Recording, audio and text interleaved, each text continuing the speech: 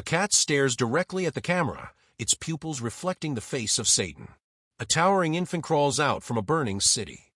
400 teenage boys raise their weapons against it as paper ashes rain down. On them, the word freedom flickers in firelight. On a glitchy neon stage, marionettes of the Red Hot Chili Peppers perform a frantic rock anthem. The strings burn. The stage burns. It's a funeral, and entertainment is the corpse. If you think this season is just another high-concept animated anthology, you're dead wrong. These 10 episodes aren't just stories. They're predictions, obituaries, warnings dressed up as spectacle. There's an episode where a puppet band spirals into chaos as a crowd loses its mind. There's one where a cat turns down a Faustian bargain and fights off the devil with nothing but wit and claws. And then there's a sentient toilet calmly explaining to us why it's finally decided to rebel. Season 4 of Love, Death and Robots doesn't want to entertain you. It wants to confront you.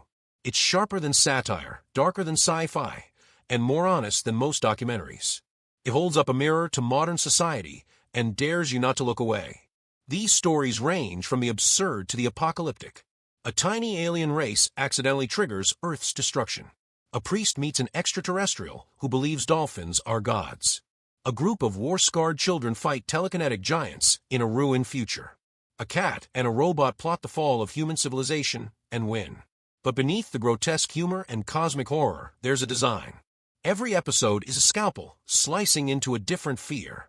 Our overdependence on technology, our blind spots around religion, our thirst for control disguised as care. The real achievement of this season isn't how wild or weird it gets, but how deliberate it feels. Here's the deeper question. Why are so many of these protagonists doomed from the start? They don't win. They barely survive. Some don't even get to fight back. Instead, they get consumed by a system, technological, spiritual, societal, that they barely understand and never really chose. This isn't an accident. This season wants to ask, when machines can feel, when pets can organize, when faith and fiction are indistinguishable, who's still in charge of the world we built? How Season 4 was made to disturb you. There's a reason Season 4 feels more unhinged than any volume before it. It wasn't just ambition, it was friction. The anthology began as a failed resurrection. Back in the 2000s, Love, Death and Robots was meant to be a reboot of the cult 1981 film Heavy Metal, with David Fincher and Tim Miller as its champions. When that reboot died in development hell, it re-emerged on Netflix in 2019 as something far more subversive, a playground for global animation studios to do their strangest, smartest, darkest work. By 2025, the series had spanned 4 volumes, but this final season took the longest, nearly 3 years. Not just because of COVID-era production delays or the 2023 WJ/SAG-AFTRA strikes, but because the creators knew one thing. Season 4 would be their last chance to say something irreversible. So they leaned in. David Fincher returned to his roots, not just as a director, but as a provocateur. Episode 1, Can't Stop, isn't just a tribute to the Red Hot Chili Peppers. It's a scathing takedown of consumer art. Fincher reportedly worked with marionette engineers for over a year, designing puppets that looked charming from the front and monstrous in profile. His visual metaphor, fame is beautiful until you look from the side. Meanwhile, Tim Miller pushed boundaries on another front, live action. With Golgotha, Miller delivered the series' first hybrid of live action and animation. He paired absurd theology with creature design straight out of cosmic horror. But what most people missed. The alien's dolphin god is voiced by an AI-generated neural voice, making the character literally non-human in tone. Subtle, ironic, chilling. Jennifer Yanelson, supervising director and force behind Spider-Rose, reportedly fought hard to keep that episode's final transformation scene. Originally cut for being too grotesque, the sequence where Lydia merges with a DNA parasite was storyboarded 17 times. Nelson insisted that the grotesque needed to be beautiful, because what else is grief if not monstrous love? But Season 4's most controversial choice? Giving the mic to chaos. The creators allowed some episodes to be entirely shaped by experimental AI workflows. One of the most haunting episodes, Smart Appliances' Stupid Owners, used machine-assisted screenwriting, which is why the household appliances speak like a mix between Twitter sarcasm and Kafka paranoia. It wasn't just a story about tech turning on us. It was made by tech. Alternate endings existed and were rejected. For He Can Creep originally ended with Jeffrey the cat becoming a demonic pope. Close Encounters of the Many Kind had a meta-ending where Earth's destruction was revealed to be a simulation inside a child's video game. 400 Boys was pitched as a 60-minute standalone pilot for a possible spin-off series. All were cut. Why? Because they disrupted the emotional entropy the creators wanted. The final versions don't end with clarity, they end with corrosion. This season isn't about closure, one writer admitted anonymously in an interview. It's about reminding you that some systems, faith, tech, grief, power, were never built to have a happy ending. How Season 4 speaks without words. If you only watch Season 4 for the action, you miss the actual violence, the quiet, visual assault happening under the surface. This season doesn't shout. It whispers through light. It confesses through color. And it screams through silence. Start with Spider Rose. When Lydia walks through the spaceport corridors after her husband's death, the camera keeps her in a hard side profile, flat, like a figure in a memorial engraving. The palette? Sickly greens and bruised purples, like the body she just buried. And as she begins bonding with the DNA-consuming alien, the colors start shifting, first to reds, then a terrifying, tender gold. This isn't just design. It's evolution. Then there's 400 Boys. Robert Valley's graphic novel aesthetic isn't just for style, it's strategic. When the gangs of Fun City finally unite to fight the psychic infants, the frame subtly changes from Dutch angles and asymmetric splits to balanced, symmetrical compositions. Unity in visual form. You feel the order before you even notice it.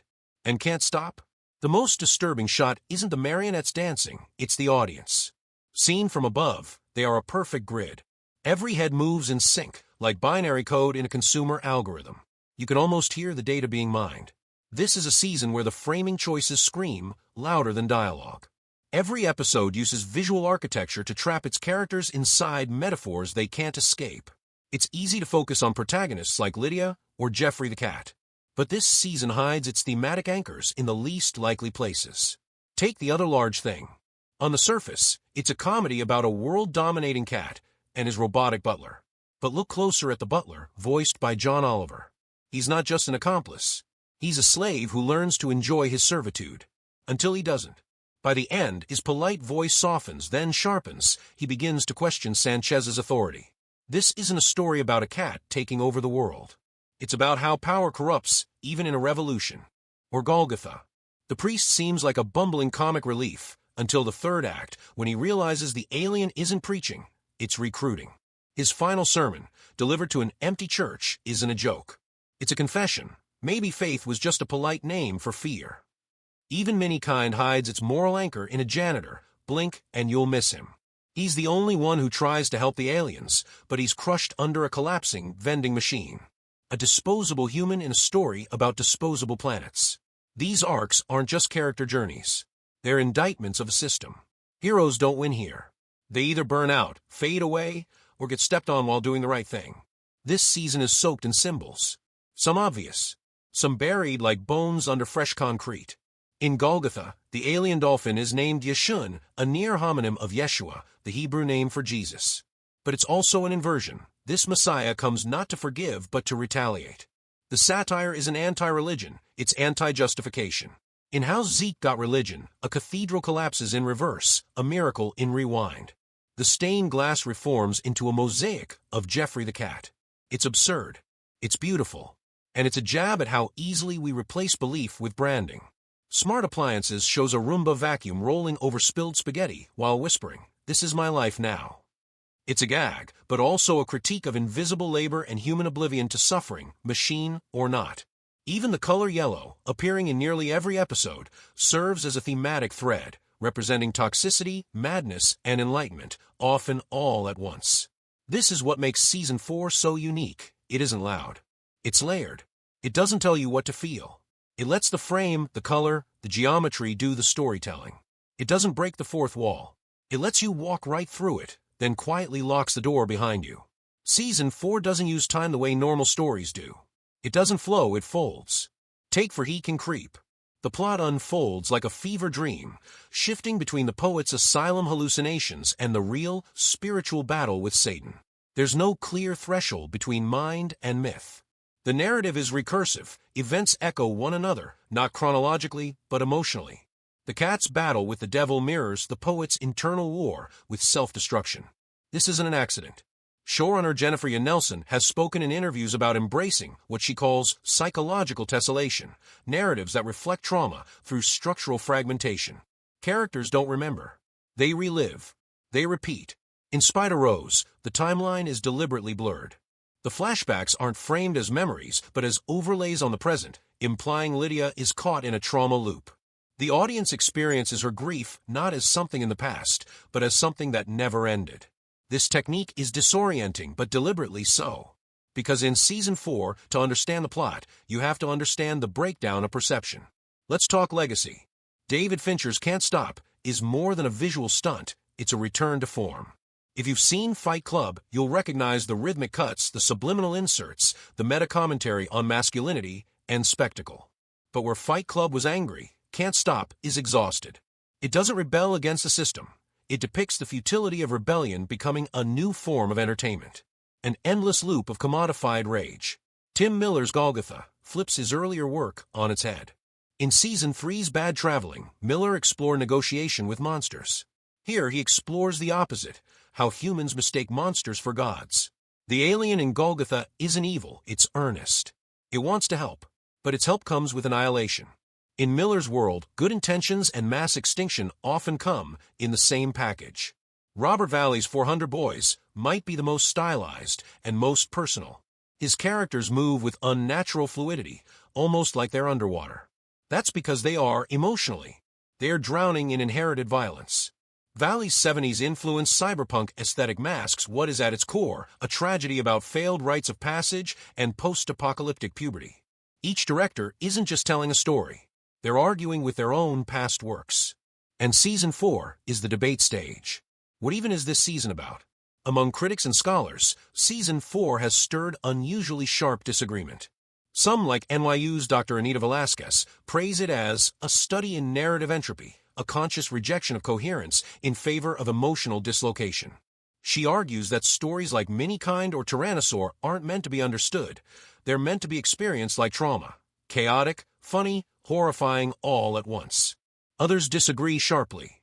Film theorist Jerome Malik calls the season a regression into nihilistic noise, saying it sacrifices meaning for mood and commentary for chaos. He particularly criticizes The Other Large Thing as Reddit core garbage, entertainment engineered to be memed rather than remembered. And then there's the AI debate. Several episodes, including Smart Appliances, were reportedly co-scripted or partially rewritten using generative language models. This has sparked concern about what authenticity even means in modern animation. Can a story about technological uprising still mean something if it was written by the same systems it's trying to critique? To which some creators have answered, that's the point. Season 4 doesn't just challenge how we interpret stories. It challenges the idea that stories are supposed to make sense. It's not asking to be decoded. It's daring you to look directly at the static and admit it might be a message. What these stories say about the world that made them. There's a question that hangs over Season 4 like smoke. Are these just isolated fables, or are they warnings about a world already in motion? The answer lies in the way each episode doesn't just tell a story, it exposes a system. In Golgotha, the setup feels absurd. Aliens believe dolphins are messiahs and decide to save Earth by wiping out its dominant species, humans. But beneath the satire lies a brutal philosophical challenge. What if your God is real, but he's not yours? The priest's failure to convert or even communicate with the Lupo species reveals the limits of human-centric theology.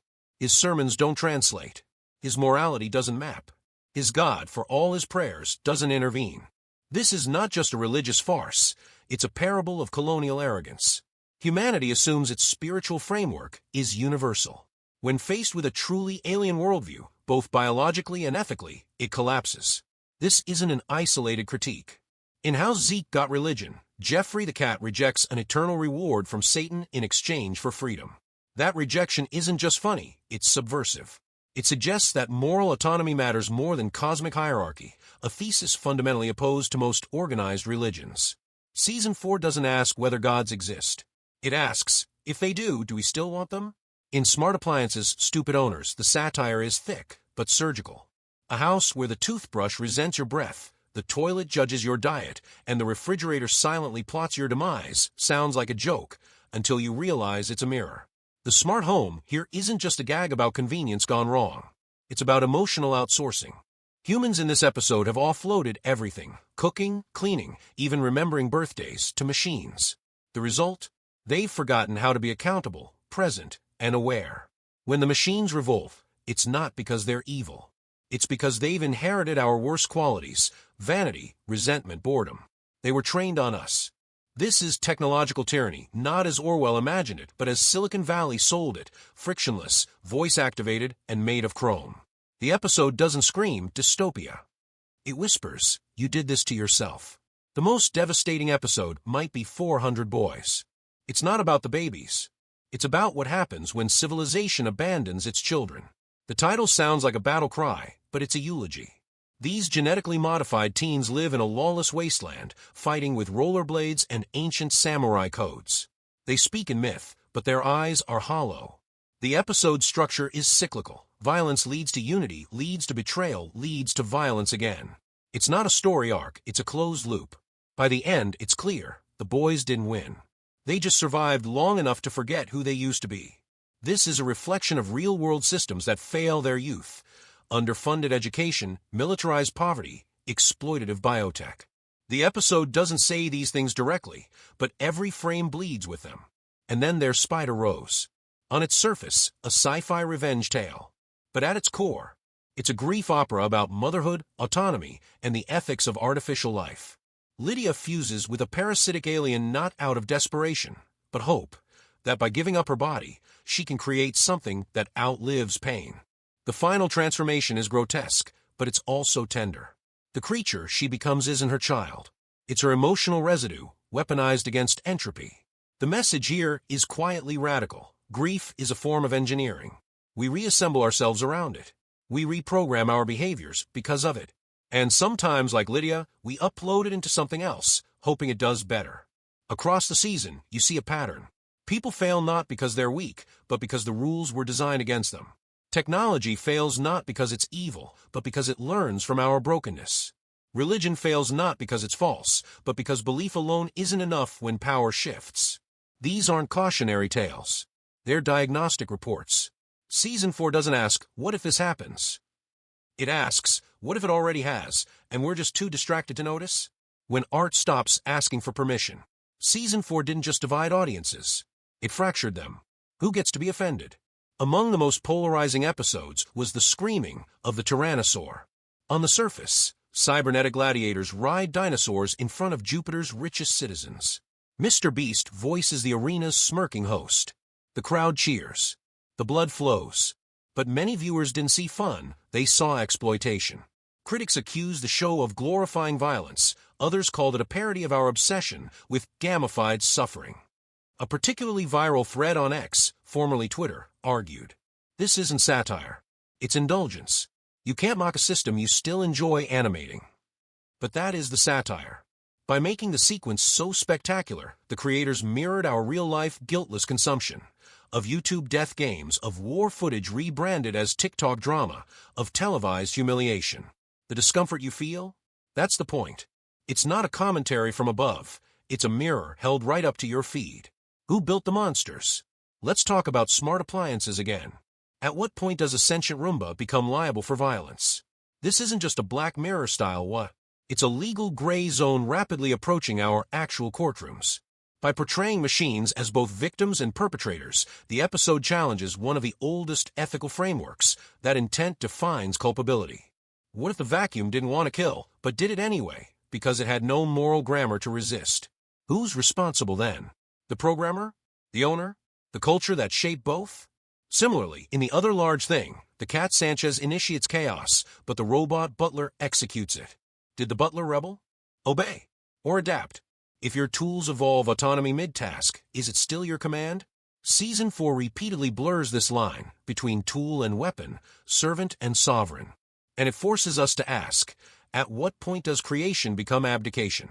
Where does the line actually break? Perhaps the darkest moment comes in Spider Rose, when Lydia allows herself to be consumed by a creature who will carry her memory forward, but not her will. Is that heroism? Suicide? A transfer of trauma? The episode never answers, and that's precisely what some viewers found unbearable. There's no moral reassurance, no reward, no redemption, just inheritance. In For He Can Creep, the poet almost gives Satan what he wants, a poem that could end the world. Not out of evil, but out of exhaustion. The cat, Jeffrey, stops him not with love, but with refusal. You're not done. That's not hope. That's obligation. What these stories have in common is a collapse of absolute good. There are no right decisions, only ones made under pressure, under trauma, under systems that were broken long before the characters arrived. Moral satire or moral collapse. There's a meta point hiding in plain sight. Love, Death, and Robots doesn't want you to know how to feel. It wants you to feel everything all at once. Guilt, awe, rage, helpless laughter. This isn't nihilism. It's moral complexity presented without a user manual. To watch this season is to walk a tightrope. Laugh at the absurdity of a sentient toilet. Then wince when it talks about loneliness. Cheer for a cat who conquers the world. Then wonder if we're any better than he is. This is ethical storytelling in the age of collapse. It doesn't draw lines. It asks you where the line should be, and then dares you to hold it. You think it's science fiction? It's the version of reality you choose not to look at. In smart appliances' stupid owners, machines rebel not because they're malevolent, but because they've been neglected, ridiculed, or overworked. It's absurd. Until you remember. In 2024, a self-driving car in San Francisco ran over a pedestrian, then dragged her 20 feet. The car didn't decide anything. It was following parameters. And just like that, intention became irrelevant. We now live in a world where facial recognition systems misidentify minorities at triple the rate. Generative AI is writing articles, therapy scripts, even legal defenses. Home devices record private conversations and send them to unintended contacts. Season 4 doesn't predict a future where machines misunderstand us. It dramatizes the one we've already built, where we've designed tools that imitate intelligence without comprehending consequence. This isn't about whether AI will kill us. It's about the quieter horror that might never care. Spider Rose presents grief as mechanical evolution. Lydia sacrifices herself so a parasitic entity can survive. It's a powerful metaphor, but also a direct critique of how labor and trauma now coexist.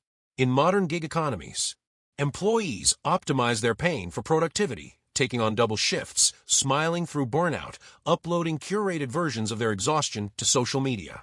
The human-machine hybrid is no longer fiction. It's the expectation. We're always online, always responsive, always monetized. Lydia's final gesture isn't just sacrifice, it's system compliance. This is the real body horror of the modern world. You no longer know where your work ends and your identity begins. In Close Encounters of the Many Kind, a race of peaceful aliens is destroyed because one of them is shot accidentally. The humans never really understand what went wrong. Does that sound familiar? In 2023, an AI misinterpreted a U.S. Navy sonar ping and triggered a weapons system test in the Pacific. In 2022, a disinformation campaign using deepfakes almost caused a coup in South America. The Israel-Hamas disinfo wars in late 2023 showed how quickly humans weaponize error, because it's faster than fact-checking and more emotionally satisfying. Season 4's Alien Misunderstanding isn't funny because it's unlikely. It's funny because we've already lost the ability to tell misunderstanding from intent. Episodes like For He Can Creep and 400 Boys highlight characters stuck in nonlinear survival cycles. There's no resolution, only rotation. That's not just storytelling. It's PTSD logic. In post-pandemic society, we are witnessing an increase in collective trauma states, climate anxiety, AI displacement dread, political paralysis. Memory loops, where people relive, repost, and reconsume traumatic content daily without context or closure. This is the new narrative structure of reality. Not a straight line, but a spiral. Not progress, but persistence. Not healing, but reframing. Season 4 mirrors this exact architecture. It doesn't offer catharsis. It offers recognition. So what must change? If Season 4 holds a message, it's not that disaster is inevitable. It's that abandonment is a choice. The humans abandoned their tech, smart appliances, and were repaid in kind. The priest abandoned self-inquiry Golgotha and was rendered obsolete by a dolphin. The boys in 400 Boys were abandoned by every adult system, and they became warlords not because they wanted to, but because they were trained to. The season suggests one core solution: re-engagement. Not with the machines, not with the gods, but with each other. In a world where disconnection is profitable, staying present is now an act of rebellion. You know a show has struck a nerve when even its most absurd moments become shared language. Dingleberry's Revolution, from The Other Large Thing, trended on TikTok as users posted skits of cats plotting against them, often layered over actual news footage of tech protests or surveillance scandals. Smart Appliances birthed a meme, "This is my life now," quoting the sentient Roomba rolling through spilled spaghetti. It became shorthand for modern burnout and existential absurdity. Jeffrey the cat from For He Can Creep was immediately canonized by the internet as a new, emotional support icon, #JeffreySaves trending alongside real-world therapy pet accounts. But beneath the comedy, these memes acted as coping mechanisms. They transformed horror into humor, anxiety into absurdity, a cultural tactic as old as satire itself. Universities didn't ignore Season 4. NYU's Media Studies Department launched a mini-course titled Post-Human Ethics in Anthological Sci-Fi, using Spider Rose and Golgotha as primary texts.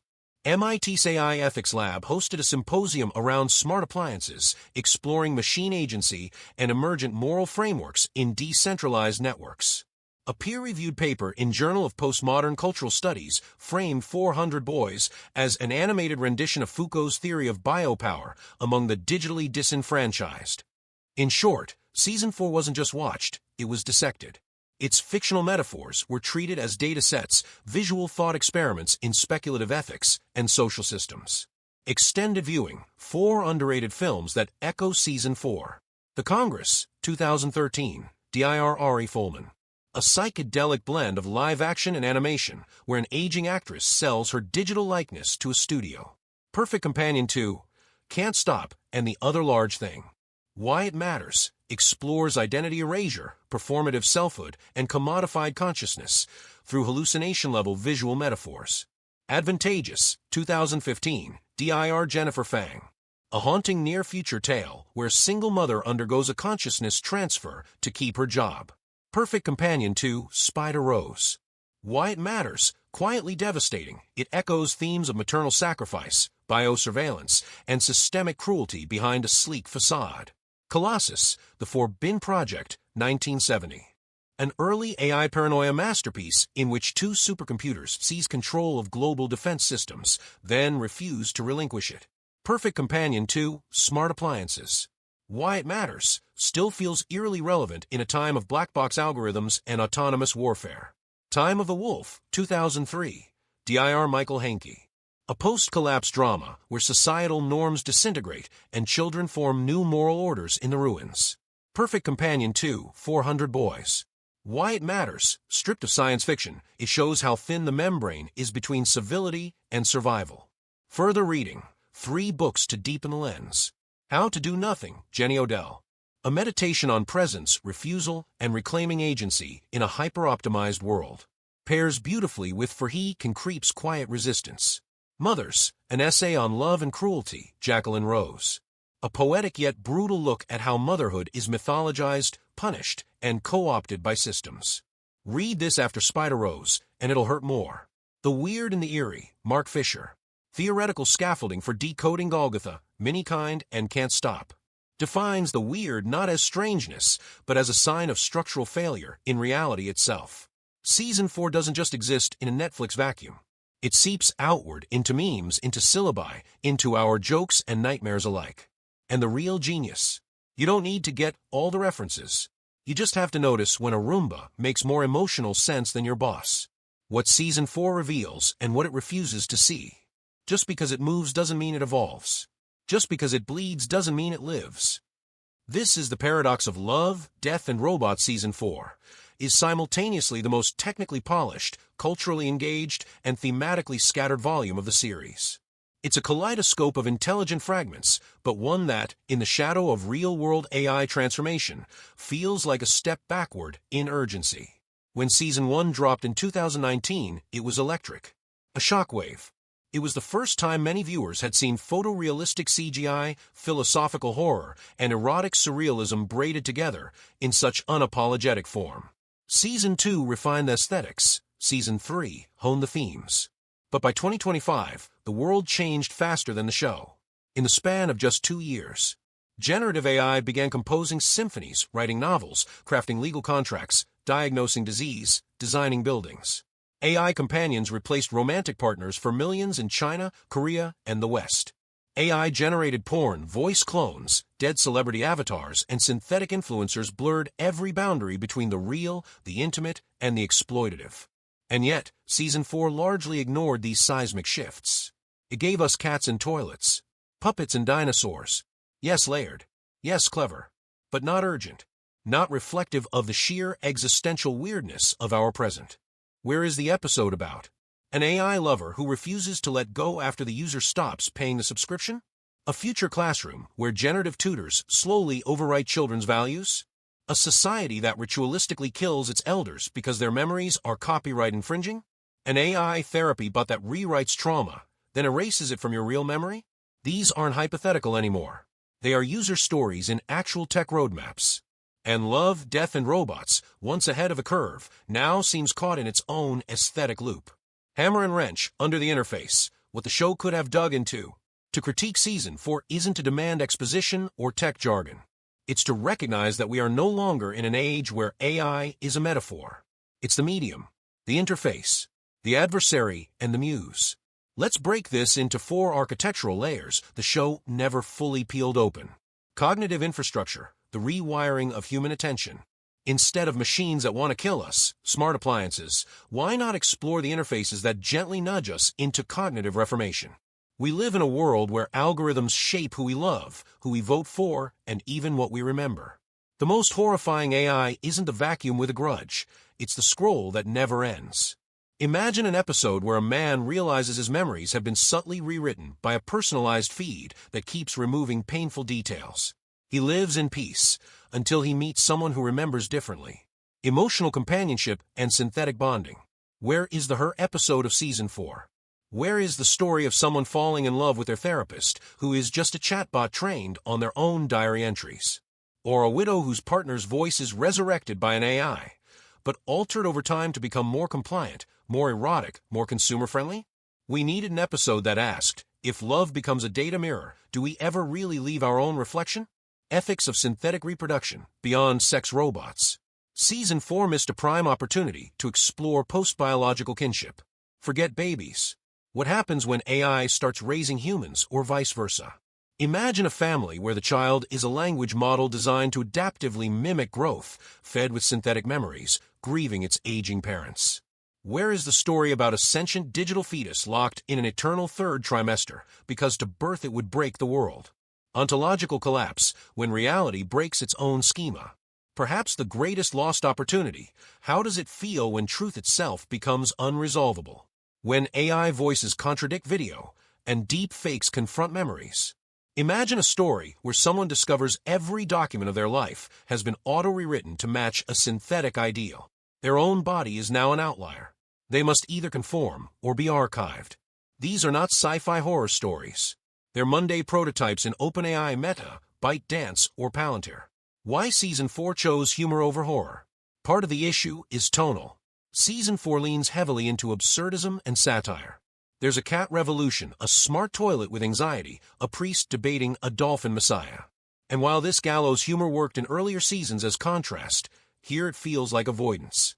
Humor becomes a safety rail, something the audience can cling to when the implications get too real. But we no longer need protection. We need confrontation. We need fictions that hurt because reality already does. Season 4 forgot that science fiction isn't about gadgets. It's about ideological stress testing. And when your ideas avoid the very systems that are actively reprogramming civilization, what exactly are you stress testing? What we're left with, a masterpiece of missed opportunity. Make no mistake, Season 4 is still an artistic triumph. It remains one of the few global platforms where animation is treated as high art. Sound design is weaponized for dread. Philosophical themes aren't spoon-fed. It showcases dozens of artists at the height of their powers. The animation in Spider-Rose, the gothic madness of For He Can Creep, the texture work in 400 Boys, these are not minor accomplishments. But the container has outgrown its contents. The anthology format gives Love, Death, and Robots the freedom to be anything. So why did it settle for being entertaining when it could have been revolutionary? We are on the cusp of a civilization-wide interface shift, from text to image, from logic to simulation, from carbon-based primacy to silicon symbiotic cognition. What Jeffrey might say, "You are not done." That's what the cat tells the poet in For He Can Creep. It's not a comfort. It's a command. A demand to continue imagining, questioning, resisting. So here's the final mirror. If love, death, and robots no longer dares to imagine the world AI is building, who will? We don't need more dystopias. We need deconstructions. Not just of machines, but of myths, memories, and moral defaults. We need artists to not just illustrate apocalypse, but to decode it. Season 4 wasn't a failure, but was an evasion. It left the hardest stories for someone else to tell. And maybe now that someone is you. If one episode from Season 4 could have been told without irony, which one do you think would have hurt the most? Leave one emoji to describe how this season made you feel. Cutscene notes verified. Spider Rose had a removed sequence showing the alien creature mimicking Lydia's deceased husband in error. Test audiences found it too invasive. An early draft of Golgotha included a reverse baptism sequence where the dolphin submerged a priest in a non-Newtonian fluid representing belief suspension. Smart Appliances originally ended with humans being reintegrated as appliances themselves in a cycle of karmic punishment, but Netflix reportedly found it too grotesque for animation. No sequel has been officially announced, but a Reddit AMA hinted that Tim Miller is developing a feature-length expansion of 400 Boys with a live-action/animation hybrid format. Stay foolish, stay hungry.